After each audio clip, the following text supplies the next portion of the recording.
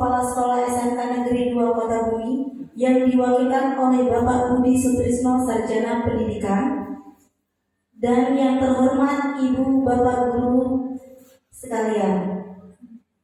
Marilah kita bersama-sama membuka acara ini dengan membaca basmalah. Acara selanjutnya yaitu sambutan dari Bapak Budi Sutrisno. Kepada Bapak Budi Sutrisno kami persilakan.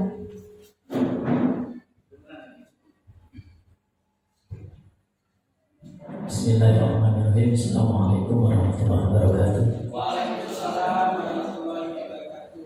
Bapak-bapak, ibu-ibu yang kami hormati, alhamdulillah disyukuri Allah Subhanahu wa taala, bahwasanya pada pagi hari ini kita bisa hadir bersama-sama untuk mengikuti acara diseminasi dari rekan-rekan kita sebagai calon guru penggerak, di mana salah satu kewajiban dari setiap guru penggerak ini adalah melaksanakan diseminasi kepada rekan-rekan guru yang ada di sekolahnya.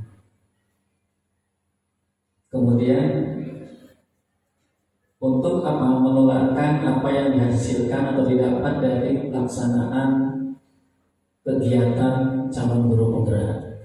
Selanjutnya di ke depan masih ada lagi pembukaan untuk calon guru penggerak pada teman-teman sekalian yang ada kesempatan segera mendaftar, karena juga itu adalah salah satu bukan kewajiban ya, memang agak sedikit dipaksakan untuk mengikuti, walaupun itu nanti seleksi apakah lulus atau tidak.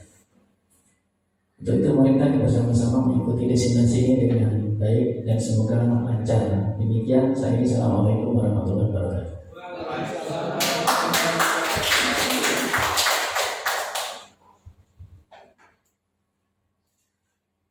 Terima kasih kepada Bapak Budi Sutrisno. Selanjutnya kita lanjutkan dengan doa kepada Bapak Abdul Wahab. Kami persilakan. Assalamualaikum warahmatullahi wabarakatuh.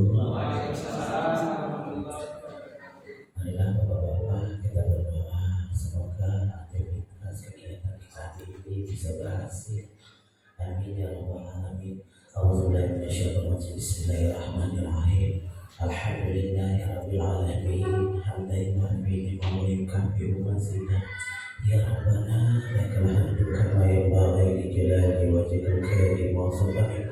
Allahumma shalli ala sayyidina Muhammad wa ala ali sayyidina Muhammad. Allahumma na'iman wa nafi'an wa amalan mutakhabbalan halalan thayyiban fid dunya wa 'adzabal akhirah. Rabbi shrah li sadri wa yassir li amri wahlul 'uqdatam min lisani yafqahu qawli. Allahumma inna nas'aluka fid din wa 'afiyatan fil jasadi wa ziyadatan fil ilmi wa barakatan fil rizqi wa tawbatan qabla al-maut wa rahmatan indal maut wa maghfiratan ba'da al-maut. Allahumma hamil alaina bis sakratil maut wa najatan lana wa aqala al-isr. Rabbana atina fid dunya hasanah wa fil akhirati hasanah wa qina adzaban nar. Allahumma iftah lana abwaaba khair wa lana rahmah wa ni'mah wa rizqi wa barakati wa basyiha wa afiyah. Rabbana zalamna anfusana wa illa taghfir lana wa tarhamna lanakunanna minal khasirin. Subhana rabbika rabbil izzati wa salamun alal mursalin walhamdulillahi rabbil alamin. Acara selanjutnya yaitu pemaparan materi. Bismillahirrahmanirrahim. Assalamualaikum warahmatullahi wabarakatuh. Waalaikumsalam warahmatullahi wabarakatuh. Alhamdulillahirabbil alamin. Sebelumnya saya ucapkan terima kasih Bapak Ibu atas kehadirannya untuk kegiatan diseminasi modul 1.4 budaya positif. Perkenalkan Bapak Ibu, nama saya Arfitus Pasari, mungkin ada yang belum kenal. Saya calon guru penggerak angkatan 9, masih calon, belum guru penggerak. Dari SMK Negeri 2 Kota Bumi. Kayak kita sama ya Bu ya, SMK Negeri 2 Kota Bumi. Baik Bapak Ibu, mohon maaf saya di sini bukan bermaksud mengajari, bukan bermaksud menggurui, apalagi mendahului ya Bapak Ibu. Karena saya cuma abdi negara, bukan biskota. Baik, ini walaupun ini adalah tugas dari guru penggerak, tapi saya rasa juga tidak ada salahnya ketika kita memiliki sedikit yang bisa kita bagi dengan orang lain maksudnya. itu kita bagikan. Supaya apa? Supaya ilmunya nggak mandek di kita sendiri. Saya berharap mudah-mudahan budaya positif ini benar-benar dapat tersebar luas, minimal dimulai dari sekolah kita terlebih dahulu. Untuk diseminasi modul 1.4 budaya positif ini ada beberapa hal yang akan kita bahas Bapak Ibu.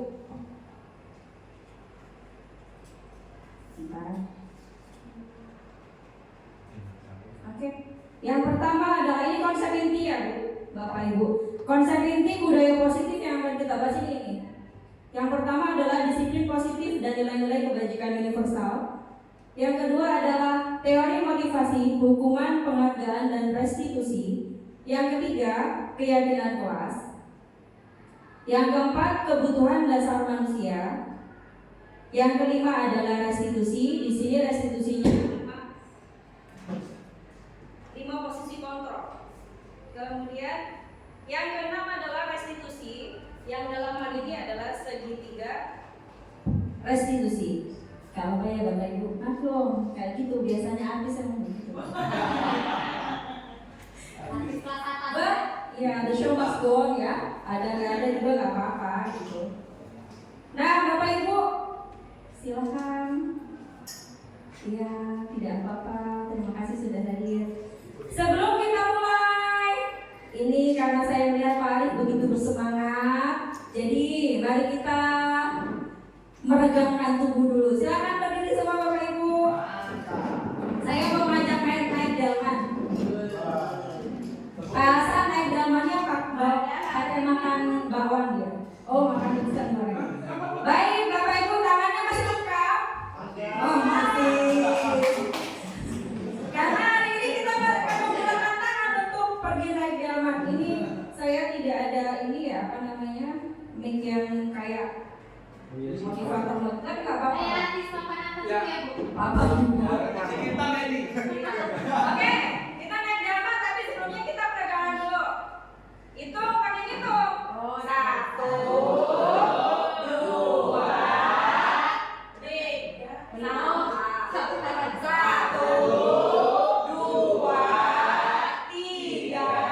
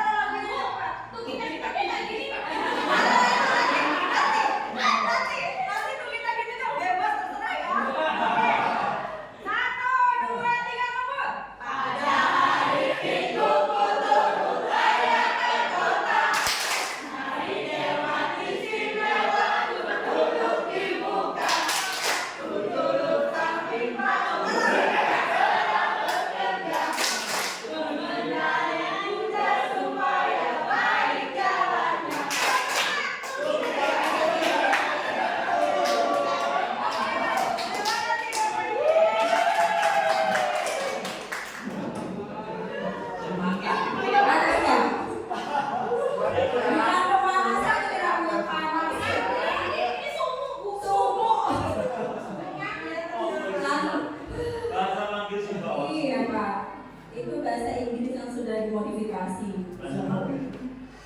Kita lanjutkan Bapak Ibu ya. Jadi sebelum kita membahas tentang semua konsep inti budaya positif ini, kita akan lihat terlebih dahulu mengenai filosofi pendidikan dari Bapak Pendidikan kita, Bapak Ki Hajar Dewantara. Itu sengaja disingkat KHD karena nggak cukup kepanjangan namanya. Jadi KHD itu adalah Ki Hajar Dewantara. Teori yang pertama, di barat sana berkembang tentang tabula rasa. Tabula rasa seperti yang sudah kita ketahui, apa Pak Wisnu tabula rasa? Tabula rasa bahwa kita hidup Allah itu digambarkan sebagai kertas kosong. Iya, betul. Teori tabula rasa yang berkembang adalah bahwa manusia lahir itu seperti kertas yang masih kosong, nggak ada apa-apanya. Tapi kemudian ini ada beberapa, bukan hanya KHD aja, bukan hanya KHD aja yang memang tidak sepakat dengan teori ini, ada beberapa juga. Tapi di sini kita akan tekankan lagi bahwa sebenarnya murid itu bukanlah kertas yang kosong. Jadi jangan sampai kita berpikir anak datang ke sekolah kita, anak datang untuk mendapatkan pendidikan itu kita yang menentukan, tidak. Sebenarnya anak itu adalah kertas yang sudah ada garisnya, hanya saja garisnya itu masih samar. Dan guru kita sebagai guru bertugas untuk menebalkan garis yang masih samar itu. Kemudian selanjutnya, pendidikan juga berhubungan dengan kodrat. Apabila kita ingin mendidik anak, maka hal yang harus kita perhatikan adalah tentang kodratnya. Anak itu memiliki dua kodrat. Ada kodrat alam, ada juga kodrat zaman. Semua orang punya itu. Kodrat alam itu apa? Yang pertama adalah kekuatan potensi atau keadaan diri yang secara alamiah melekat pada diri masing-masing peserta didik. Kodrat alamnya itu didasarkan pada lingkungan dan tempat atau letak geografis seseorang. Jadi beda ya Bapak Ibu, kalau kita tinggal di Lampung dengan siswa-siswi kita yang tinggal di Papua, itu letak geografisnya berbeda, lingkungannya berbeda. Itu yang akan disebut sebagai kodrat alam dari seseorang. Iya, selain juga lingkungan dari awal mereka tumbuh, yaitu lingkungan keluarga. Pasti kan berbeda-beda ya kita dengan mereka. Pengajarannya juga pasti akan berbeda nanti. Kemudian yang kedua ada namanya kodrat zaman. Kodrat zaman itu adalah kekuatan, potensi atau keadaan diri yang berubah sesuai dengan kondisi sosial, budaya masyarakat ataupun perkembangan zaman. Waktu zaman ibu dulu waktu belajar udah pakai listrik. Pakai setir. Apa ya? Setir Pak. Tahu setir tidak? Tuh. Nggak usah jauh-jauh favorit kita loh, kita aja berbeda kok. Bapak, Bu, apa kita ini hidup di zaman purba kala ya? Soalnya saya juga kenal loh kalau setir itu. Anda tidak kenal saya berarti ya? Saya kenal dia seumuran, tapi kok kita berbeda? Lampu oblek. Oh iya, nah sosial kulturalnya berbeda.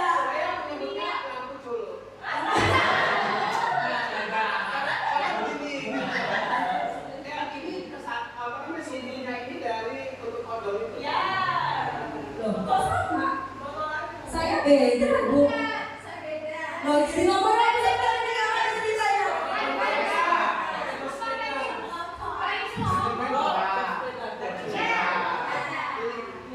Jadi kembali ke masa lalu ya, gara-gara naik delman nih kayak yang tadi.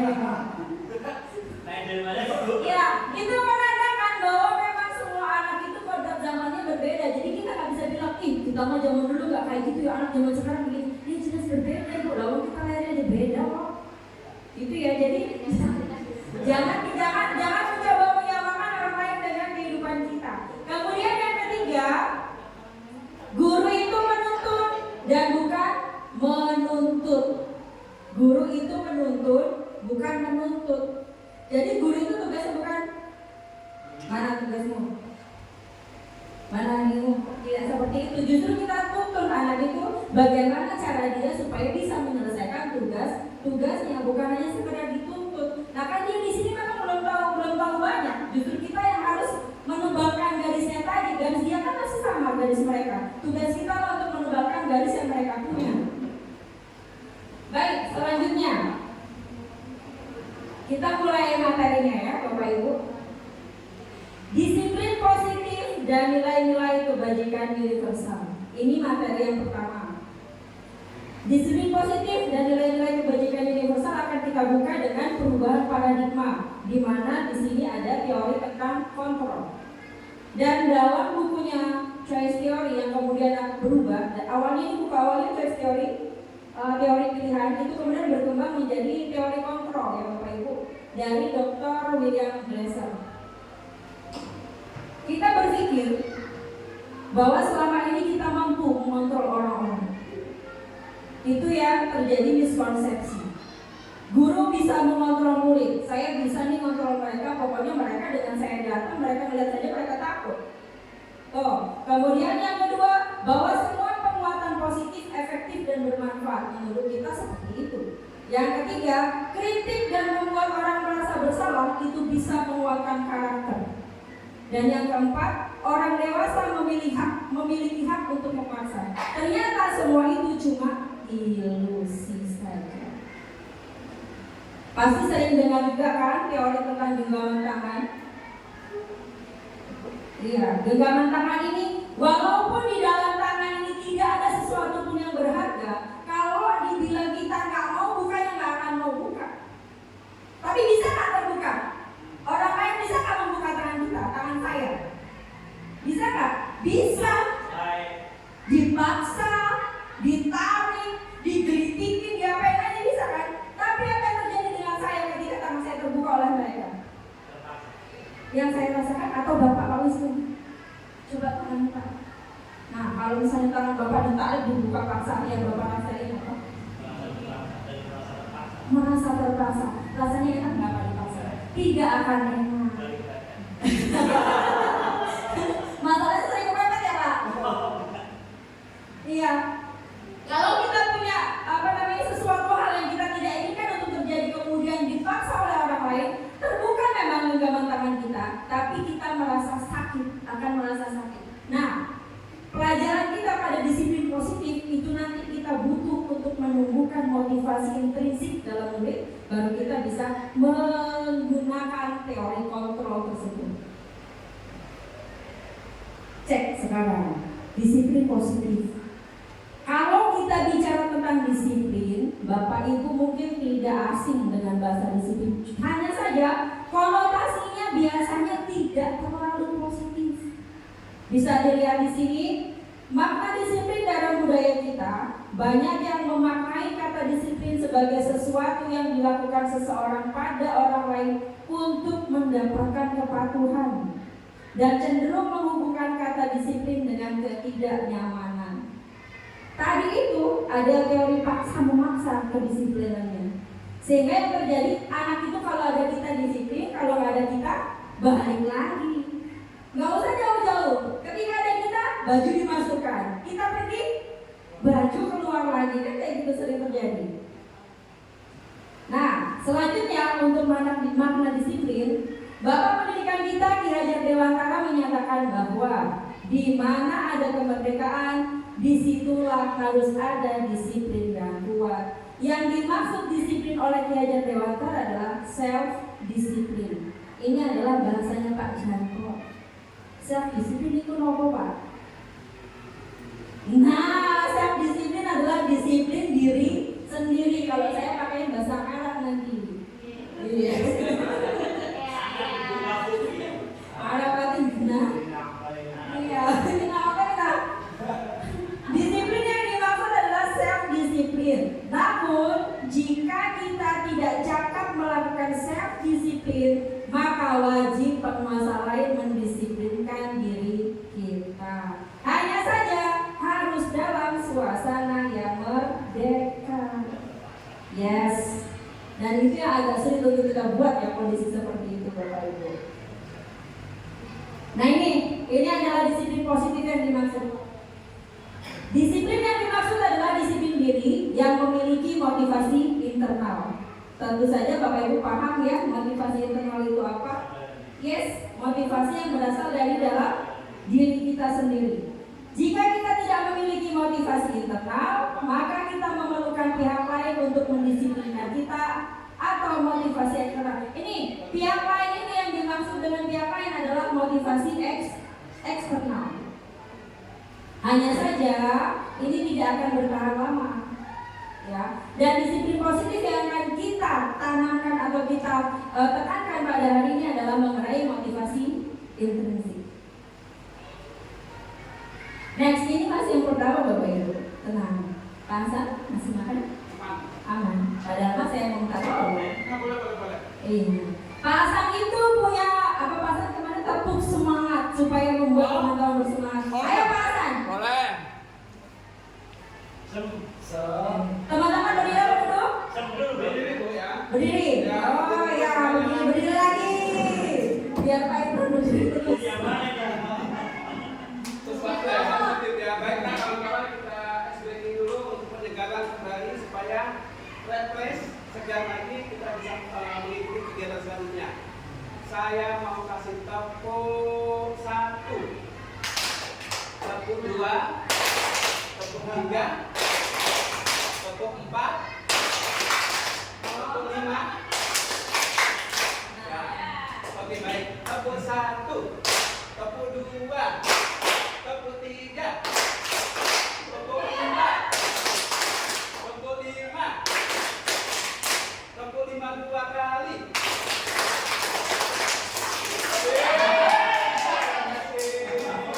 Baik, nanti akan kita ulang lagi tepuknya kayak PR banget itu tepuk 1 sampai 5 itu ya.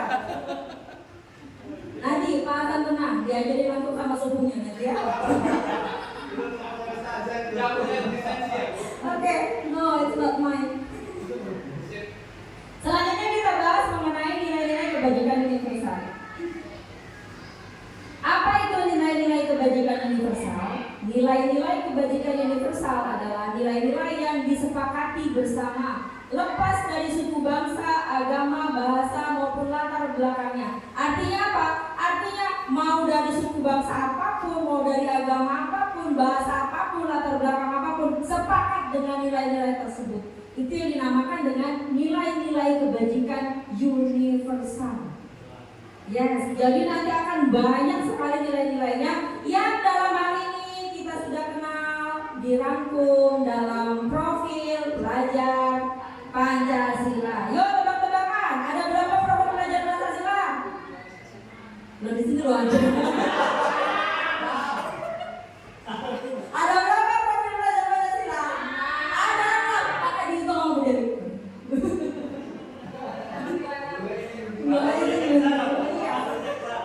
Padahal ada di sini. Ini yang di tengah itu bukan bagiannya ya Pak. Yang di tengah ini profil pelajar Pancasila, jangan dihitung. Nah, lagi hitung 7. Oke, yang pertama mana dulu ini? Ya, kita mulai dari sebelah sini. Yang pertama adalah betapa harus dihafalin ini. 1.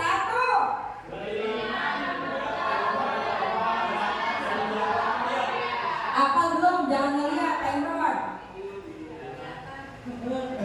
Yang pertama. Nggak kelihatan, Bu. Bukan Pak, artinya nggak hafal. Kelihatan nggak kelihatan kalau profil pelajar Pancasila 1 harusnya tahu. Walaupun itu ditonton juga pasti tahu Pak kalau memang ngerti Pak. Yang pertama adalah beriman bertakwa kepada Tuhan Yang Maha Esa dan beramal mulia. Itu nilai yang pertama.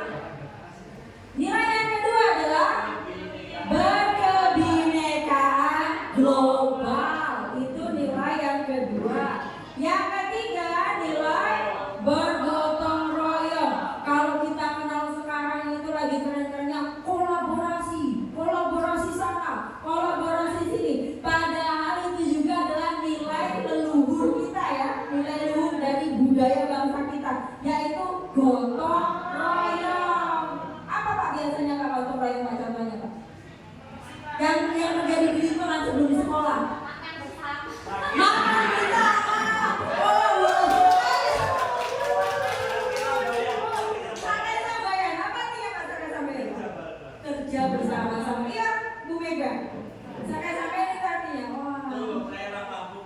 Oh gitu. Dari laut. Iya ya, wah ini menjunjung apa Pak bahasanya Pak? Di mana bumi dipijak, di situ Tidak. masa langitnya diinjek-injek nggak bisa Pak? Bumi bisa kan dijadi. Yang keempat, profil pelajar Pancasila yang keempat adalah kreatif, nilai kreatif. Kemudian yang kelima, bernalar kritis. Dan yang keenam, mandiri. Kayaknya harus dikasih kuis ini nanti ya, biar pada hafal. Apa nggak Bu Mega? Profil pelajar Pancasila. Sedikit. Baik, selanjutnya ada nilai-nilai kebajikan universal ini yang umum ya Bapak Ibu, bisa digunakan. Ada peduli, ketulusan. Peduli ini semua agama, semua latar belakang kira-kira sepakat tidak ini teman peduli? Nah ini yang dimaksud dengan kebajikan universal. Siapapun tempatnya orang dia pasti akan sepakat dengan yang ini. Nah ini namanya nilai-nilai kebajikan universal terangkum dalam proyek nilai-nilai kebajikan. Bisa nanti bisa ya Pak? Ganti jujur kata jujur. Ya, ganti jujur kata jujur. Jujur. Keterangan. Terus oh ya. Ada Pak jujur kayaknya di sini Pak. Ada Pak jujur di sini. Kejujuran ada mana Pak? Haji membawa Oh ya, ini Pak udah ada Pak. Nah sudah ada Pak Arif. Ternyata dia berdusta kalau nggak kelihatan samping Anda ini ya. BSS loh. Oke, next.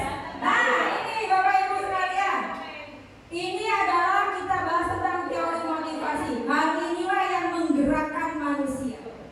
Ada 3 teori motivasi, ada 3 motivasi, 3 hal yang memotivasi perilaku manusia. Yang pertama adalah seseorang melakukan sesuatu itu bisa jadi karena dia ingin menghindari ketidaknyamanan atau menghindari hukuman. Dan ini menurut Bapak Ibu motivasi eksternal atau internal? Eksternal atau internal? Internal. Ya.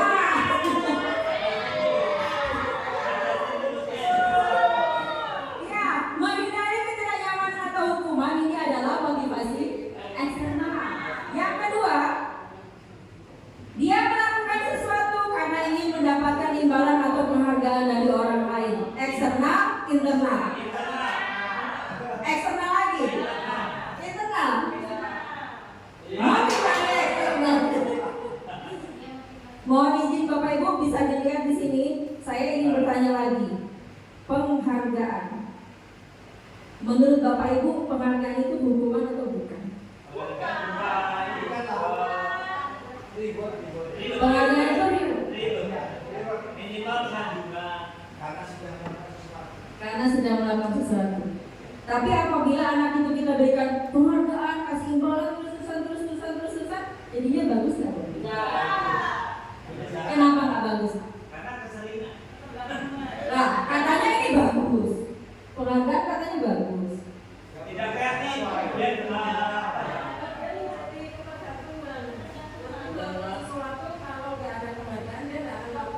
Mantap. Ini produk lampu sentir. Berarti dulu itu beneran belajar ini. kalau itu di belakang Bu. Kan di belakang lampu apa?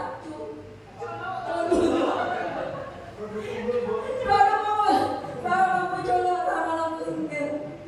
Baik, nanti itu penghargaan yang kita berikan terus-menerus kepada seseorang itu hanya akan melemahkan dia. Apabila itu imbalan itu tidak ada, maka dia akan mundur. Nggak ada ininya, nggak ada itunya, gitu. Selanjutnya, yang ketiga, teori motivasi yang ketiga adalah untuk menjadi orang yang mereka inginkan dan menghargai diri sendiri dengan nilai-nilai yang mereka percaya. Ini motivasi ekstrinsik atau intrinsik? Intrinsik, ekstrinsik. Intrinsik. Cluenya di mana cluenya? Ya, cluenya adalah menjadi orang yang mereka inginkan dan menghargai diri sendiri dengan semua nilai yang telah mereka percaya. Maka inilah yang akan kita cari nanti internal dari murid-murid kita yang akan kita buat supaya mereka bisa mengikuti pembelajaran dengan baik. Selanjutnya, ada hukuman, ada konsekuensi, ada restitusi. Berbeda atau sama? Beda. Ada yang bisa menyebutkan perbedaannya?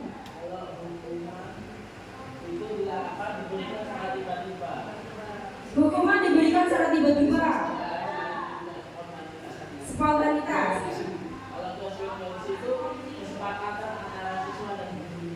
Kesepakatan antara siswa dan gurunya.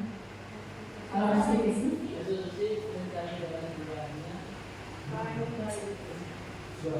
jadi tutor ini.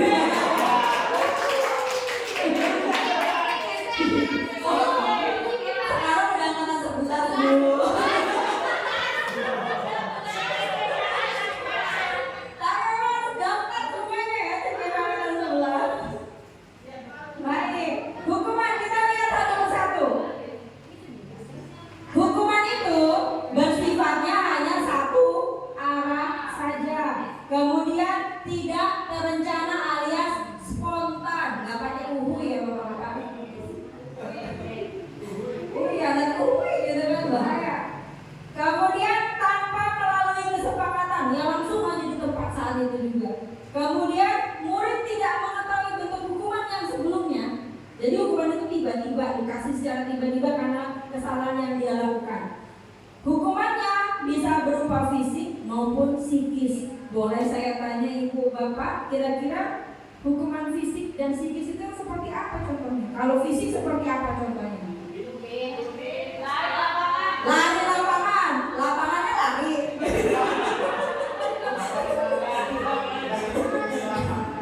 Lari keliling lapangan maksudnya ya. Push up sekali masih mending kalau 100 kali. 20, apalagi kalau saya yang hitung Pak. 1 tinggal masak dulu, balik lagi baru 2. Nah kalau pas tengah-tengah juga ulang lagi ya Bu. Terus kalau psikis gimana?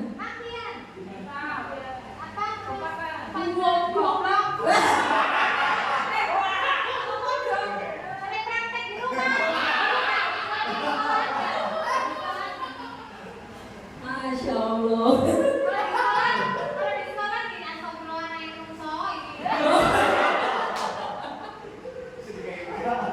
Oke, itu adalah bentuk hukuman ya Bapak Ibu. Selanjutnya ada konsekuensi. Kalau konsekuensi ini sifatnya sudah terencana atau sudah pernah disepakati.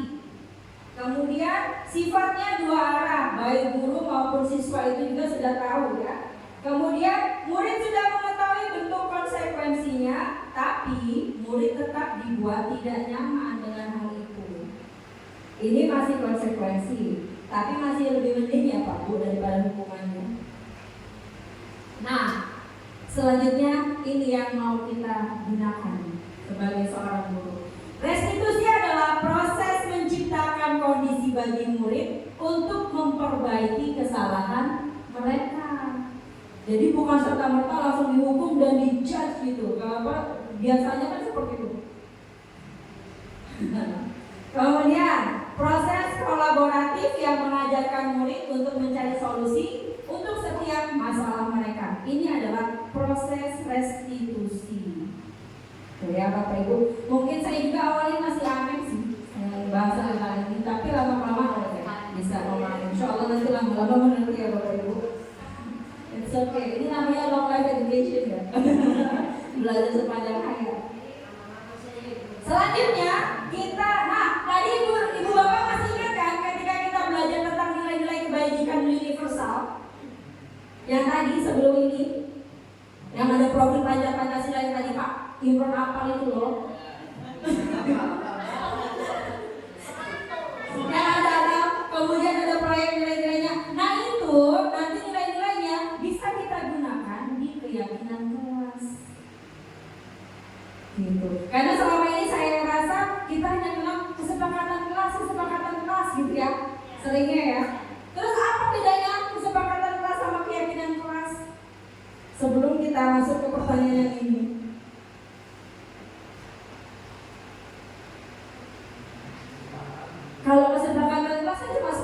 aja. Ingat, kesepakatan kelas itu eksternal atau internal motivasinya. Kenapa eksternal? Ada konsekuensinya. Kalau nggak ikut nanti ada konsekuensinya. Nah, tuh Pak, saya nggak perlu ngajarin dulu udah bagus. belum masuk dia kelas ini Pak, baru pengertian doang. Keren ya, kalau saya juga ada 11.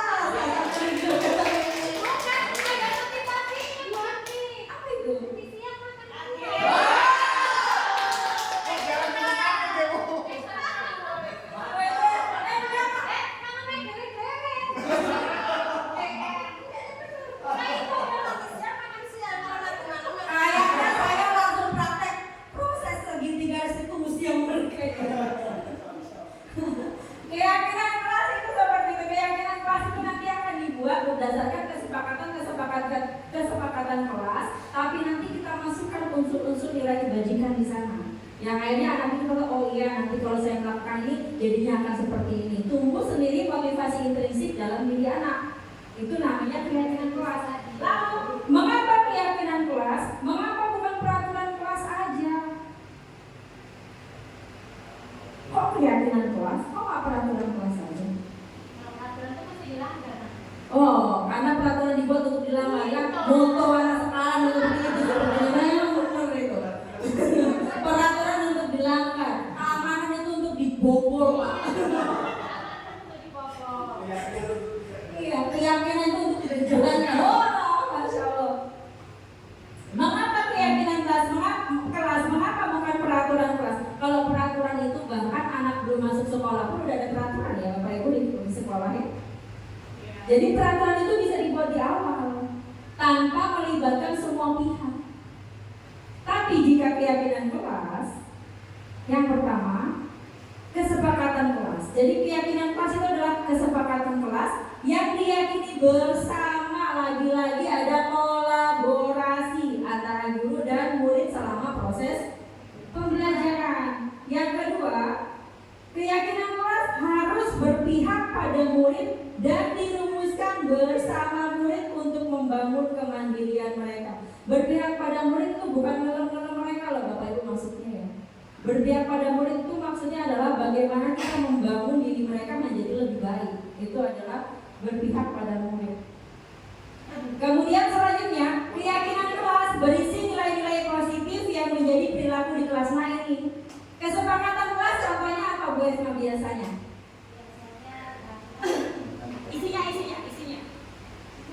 Isinya apa kesepakatan kelas biasanya biasa tertulis? Tidak main HP. Kemudian Bu Mega, kira-kira biasanya isi kesepakatan kelas apa? Tidak boleh tidur di kelas. Bu Eka, kira-kira kesepakatan kelas biasanya apa? Tidak boleh terlambat mengerjakan tugas. Bu Dia, apa kira-kira kesepakatan kelas biasanya? Datang tidak terlambat, kemudian jaga di depan. Bapak Ibu, coba kita ulas kembali. Tadi yang disampaikan Bu Esma, keyakinan kesepakatan kelasnya adalah tidak main handphone pada saat pelajaran. Kalau Bu Mega tadi tidak boleh duduk di kelas. Kalau Bu Eka tadi tidak boleh terlambat mengumpulkan tugas. Bu Dia yang dibawakan Pak Wisnu tadi tidak boleh terlambat. Bisa dilihat Bapak Ibu, semuanya diawali dengan kata tidak. Kata tidak itu kalimat negatif atau positif? Nah, keyakinan kelas itu mengupayakan supaya tidak ada lagi kata-kata negatif itu, dirubah jadi nilai-nilai yang positif. Coba Bu Esma kita praktek langsung. Tidak bermain HP di kelas. Kalau dirubah jadi kalimat positif jadi apa? Main HP di kelas. Main HP di lapangan.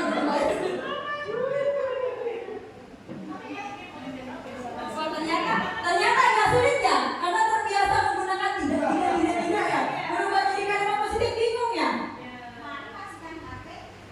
Mari masukkan HP.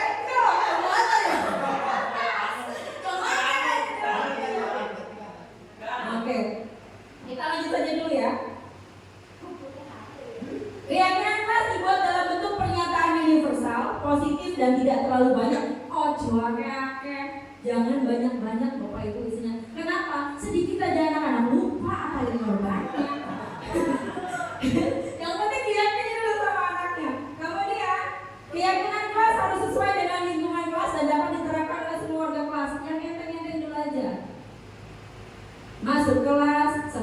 letakkan di tempat sepatu atau buanglah sampah atau buanglah mantan pada tempatnya.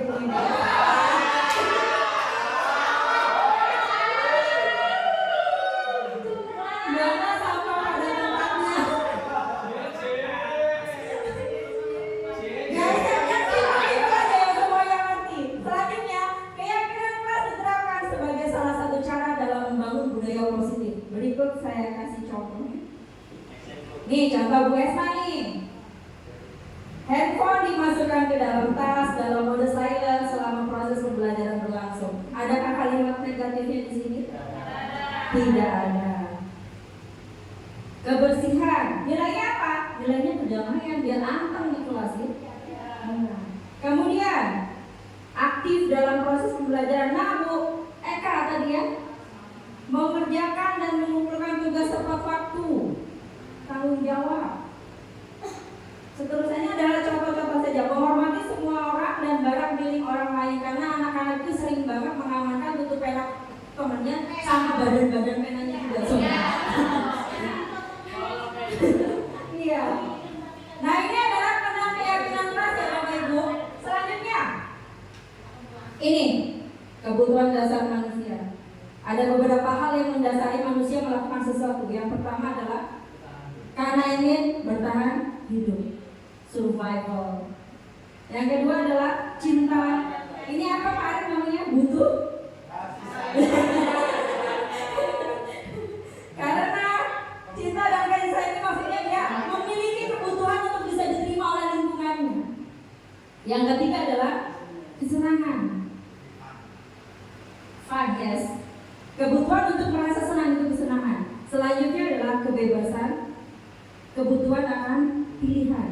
Kemudian ada penguasaan, kebutuhan pengakuan atas kemampuan. Diingat-ingat Bapak Ibu ya, diingat-ingat 5 ini. Next, saya kasih kasus. Contoh kasus, Ibu Ambar, guru wali kelas 2A di SD Pelita Hati, sedang bingung menghadapi ulas salah satu murid di kelasnya yang bernama Doni. Beberapa anak di kelas 2A telah datang padanya dan mengeluhkan Doni yang seringkali meminta bekal makan siang mereka dengan paksa. Nah, kira-kira menurut Bapak Ibu apa sih alasan Doni melakukan hal itu? Dari 5 kebutuhan dasar tadi menurut Bapak Ibu yang mana yang dilakukan Doni? Survival kenapa? Kelaparan.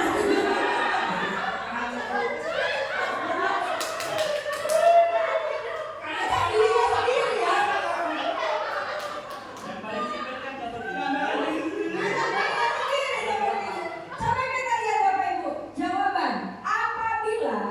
Jawaban Doni ketika ditanya oleh Ibu Ambar adalah karena ia lapar dan orang tuanya tidak membawakan bekal makan siang, maka kebutuhan dasar yang sedang berusaha dipenuhi Doni adalah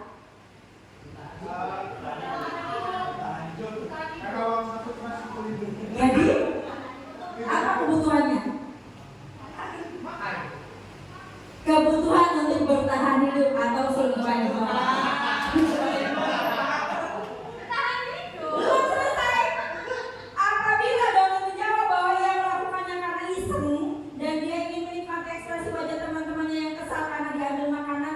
Dan menurut dia ekspresi teman-teman itu lucu, maka berarti Doni sedang berusaha memenuhi kebutuhannya tentang apa?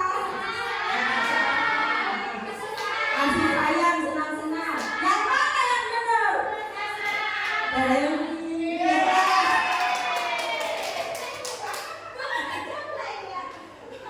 ya Allah.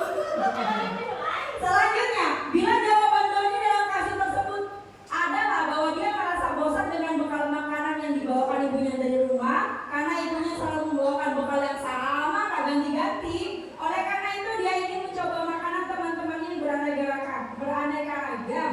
Maka Doni sedang berusaha memenuhi kebutuhan yang mana? Kebebasan. Apa? Mari kita lihat. Kira-kira apa?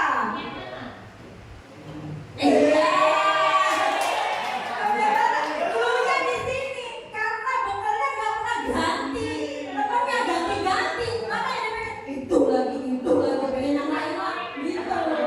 Makanya butuh free, ada freedom gitu kan, nggak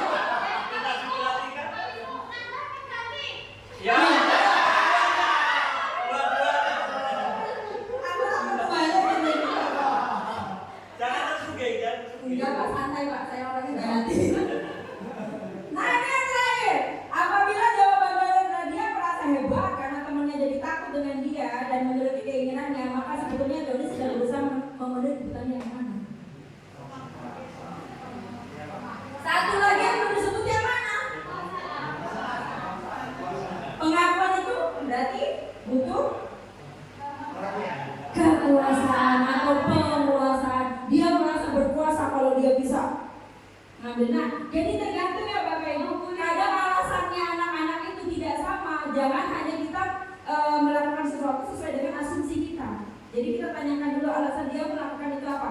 Bahwa ternyata satu kasus saja bisa 5 tadi alasannya. Oke, next. Ini restitusi 5 posisi kontrol. Ibu duduk aja, Bapak duduk aja. Sekarang saya mau ajarin nih karena ini 5 posisi kontrol. Saya ajarkan tepuk 1 sampai 5 yang benar ya. Ikuti saya ya. Saya contohkan terlebih dahulu anak-anak.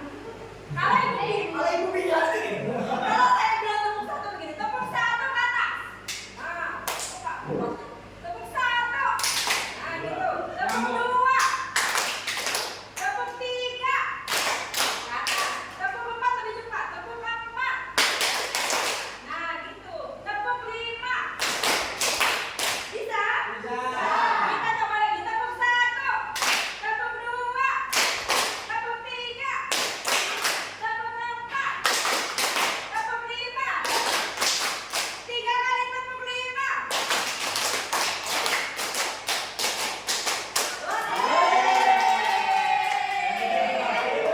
Yang penting 5. Mantap ya Bu.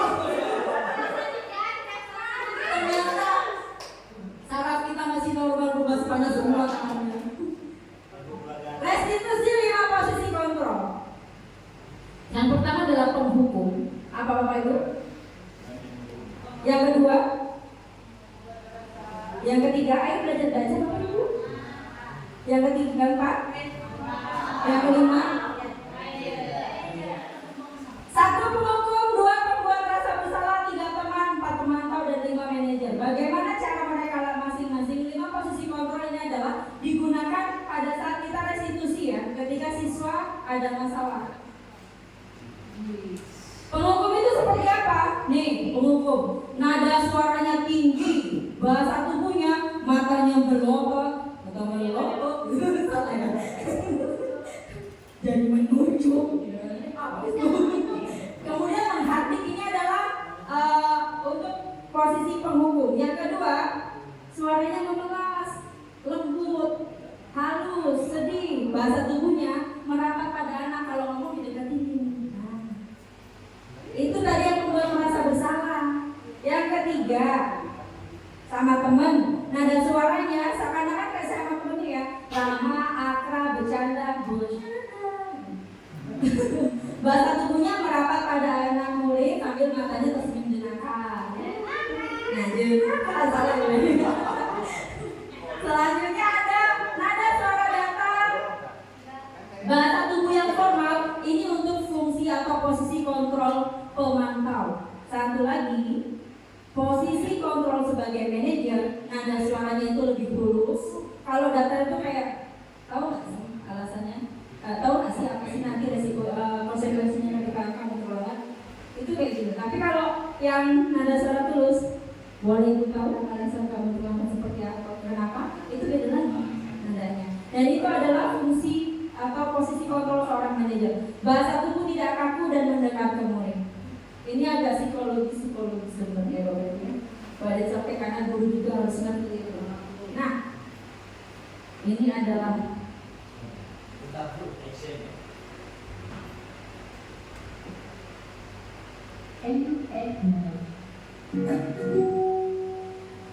Salam bahagia Ibu dan Bapak Guru hebat. Dalam penerapan disiplin positif restitusi, salah satu program yang dikembangkan adalah 5 posisi kontrol. 5 posisi kontrol dalam restitusi adalah proses perjalanan seorang pendidik agar dapat menganalisisnya. Pada video kali ini, kita akan membahas tentang 5 posisi kontrol yang dikembangkan oleh Diane Dawson dan contoh penerapannya.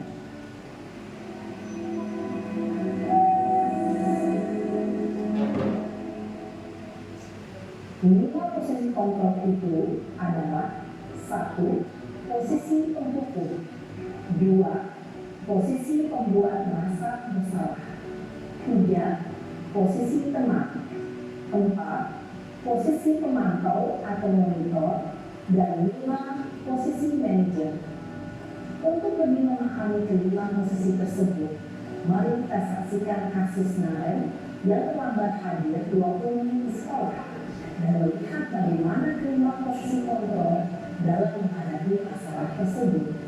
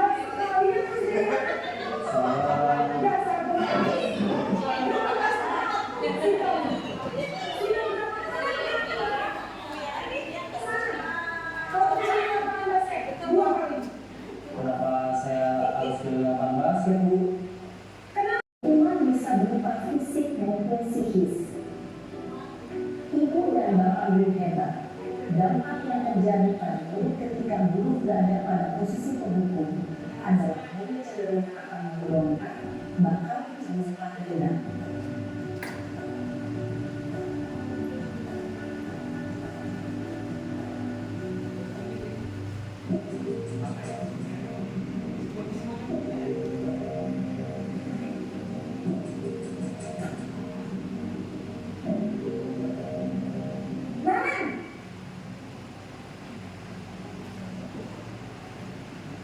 Selamat pagi, Bu.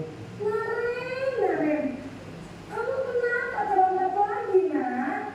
Ya Tuhan, Naren, kamu senang ya bikin ibu susah ya? Kalau kamu terlambat lagi, nanti ibu yang ditegur bapak kepala sekolah, nak. Disangka ibu tidak bisa menghina kamu.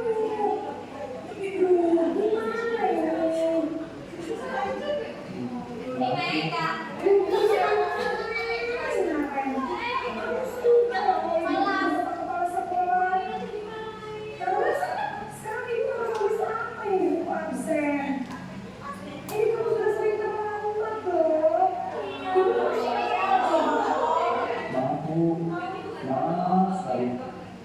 Ya sudah, baik kali jangan bikin saya lagi anak ya. Ini tidak akan kuat lagi kalau kamu begini terus. Bisa jatuhan kalau ini paspor. Sana cepat kelas. Maaf ya, Bu. Maaf sekali. Posisi membuat rasa bersalah berbicara dengan nada tenang, cenderung menunduk.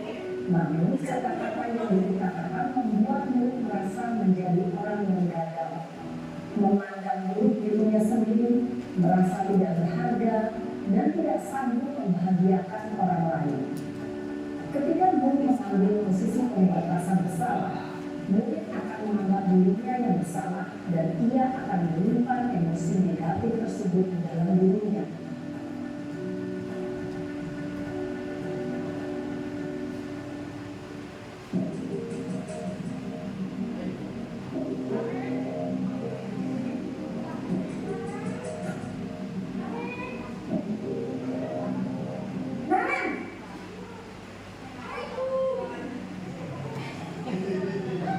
Selamat pagi, Bu.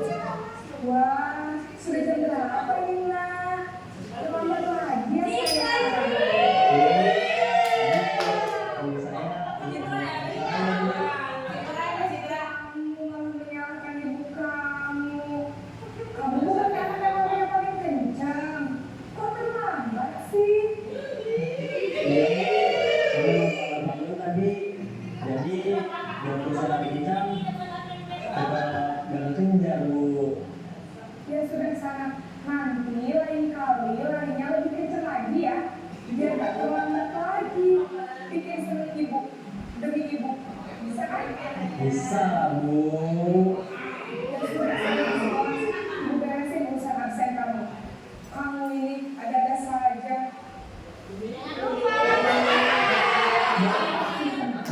Guru berbicara dengan nada suara ramah, akrab, bercanda gurau untuk menjaga suasana tetap santai. Murid akan merasa senang, aman, dan akrab dengan guru. Identitas yang tercipta adalah identitas sukses atau berhasil.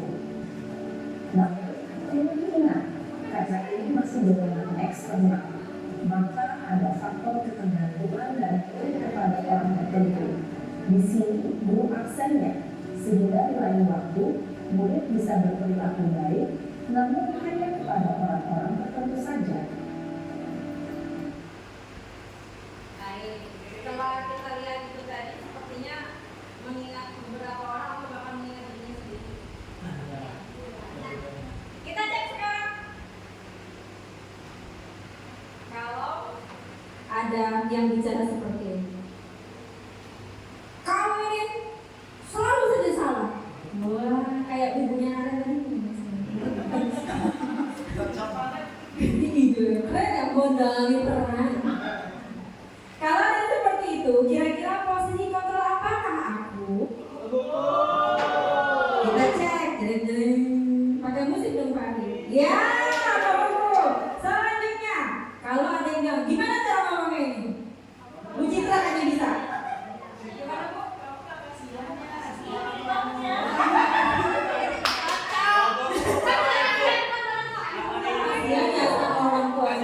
Kira-kira ini yang mana posisi kontrolnya? Pembuat merasa bersalah. Kalau kayak gini seneng banget, ada pinter-pinter. Kemudian yang ini kita kira-kira nada bicaranya seperti apa nih? Bu Citra nih, Bu Citra.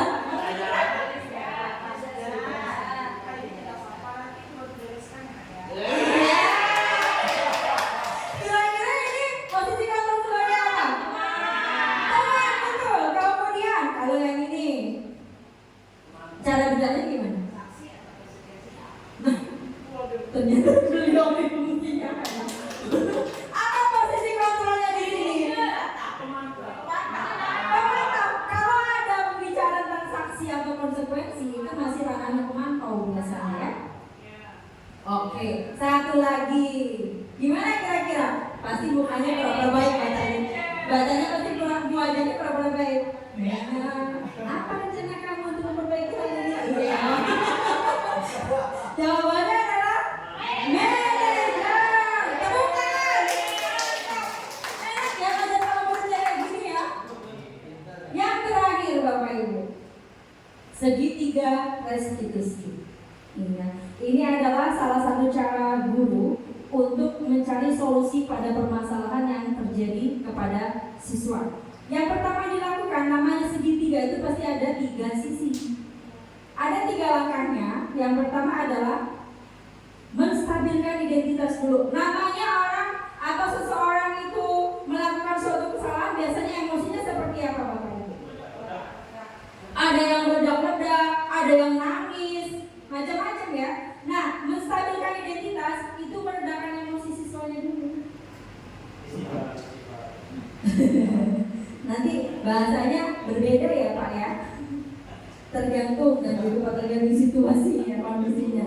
Nah, yang kedua adalah memvalidasi tindakan yang salah. Biasanya kalau yang memvalidasi tindakan, nah kalau menstabilkan identitas tadi, kita biasa mulai dengan kata-kata nggak apa-apa nak, semua orang itu pernah melakukan kesalahan, nggak hanya kamu saja, gitu. Kemudian setelah dia agak tenang, baru validasi tindakan yang salahnya tadi. Ditanya, seseorang kalau melakukan sesuatu itu kan pasti punya alasan. Nah, alasan itulah yang ditanyakan ke anak. Kenapa kamu melakukan itu? Kemudian jangan lupa ketika kita memvalidasi, jangan lupa tadi 5 kebutuhan dasar manusianya. Oh, berarti anak ini kebutuhan yang ini yang belum tercapai. Hingga kemudian kita cari. Yang ketiga adalah menanyakan keyakinan. Kalau tadi kita sudah buat keyakinan kelasnya, maka akan mudah menanyakan keyakinan. Mana yang kamu langgar, nak? Atau mana yang tidak kamu ikuti, nak? Oh, yang keyakinan yang ini, Bu. Lalu apa yang mau kamu lakukan untuk memperbaikinya? Jadi dia, segitiga restitusi ini adalah kita ngajak ngobrol siswa untuk mencari solusi dari dirinya sendiri. Jadi bukan kita yang menawarkan solusi, tapi kita mengarahkan siswa untuk mendapatkan solusi dari apa yang terjadi pada dirinya. Oke, supaya lebih jelas lagi, saya minta tolong Ibu Mega, kemudian Pak Arif, dan juga Ibu Dewi Mediana ya.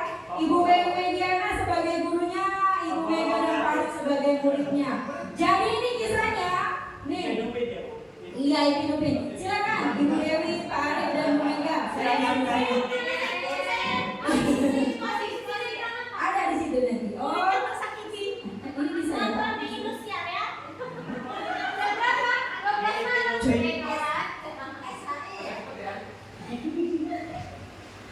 Boleh duduk Bu Dewi, Pak? Hari ini saya sedang memulai pekerjaan siswa di kantor. Saya mendapat laporan bahwa Dela menangis keras karena bertengkar dengan Aldo. Maka pada jam istirahat kedua, saya memanggil keduanya ke ruangan saya. Silakan. Bu Dewi boleh nangis. Sambil nangis.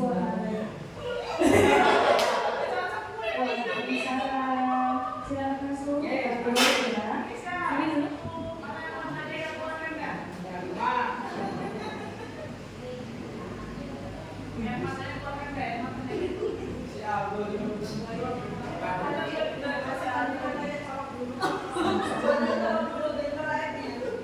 Aldo dan Dela, jika boleh, adakah masalah kalian berdua yang bisa ibu bantu? Ada Bu? Ada Bu. Kalau ada Bu, boleh diceritakan masalahnya. Coba Dela dulu yang cerita. Aldo Bu yang ngerobek buku saya Bu. Benar itu kan Bu? Benar Bu. Baik, semua orang pasti pernah berbuat kesalahan.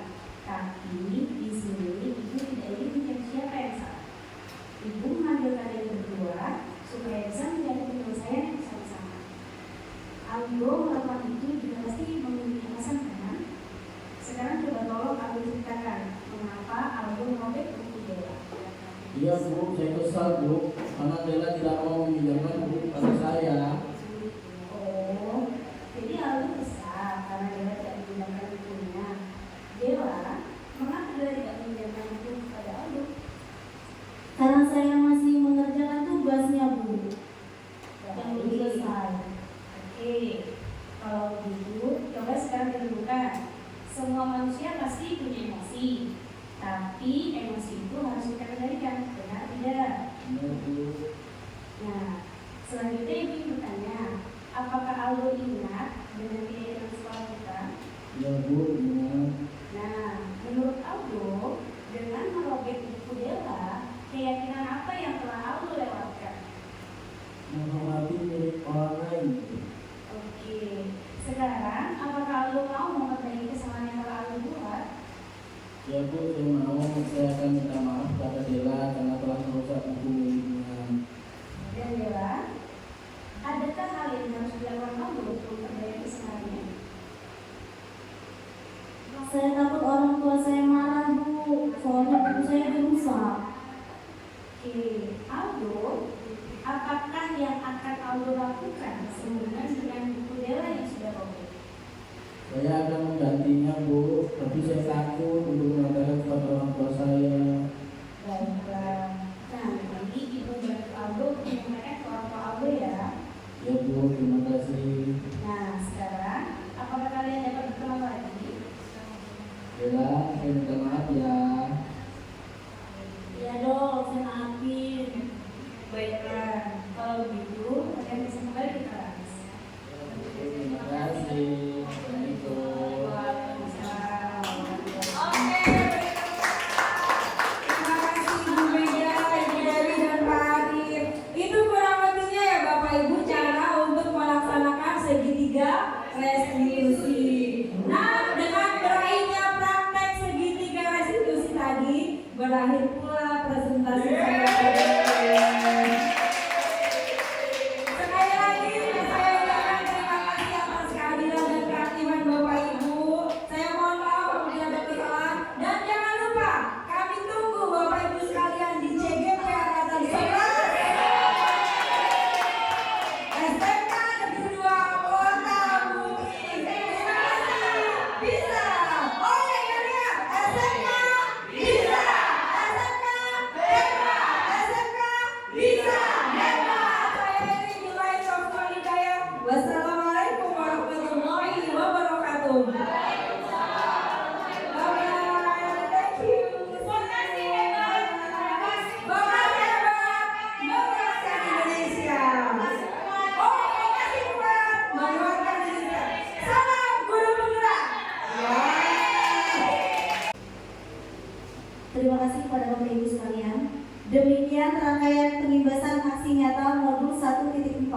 budaya positif yang telah kita laksanakan selama 2 hari ini, yaitu kemarin dan hari ini.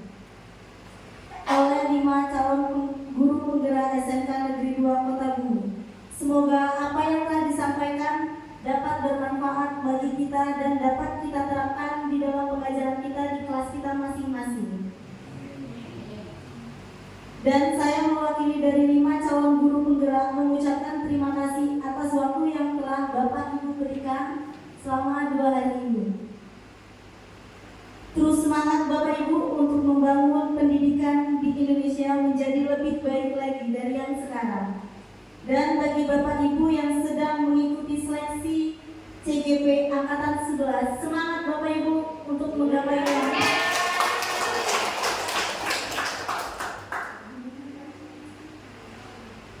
Marilah kita tutup acara ini bersama-sama dengan membaca hamdalah. Saya sebagai moderator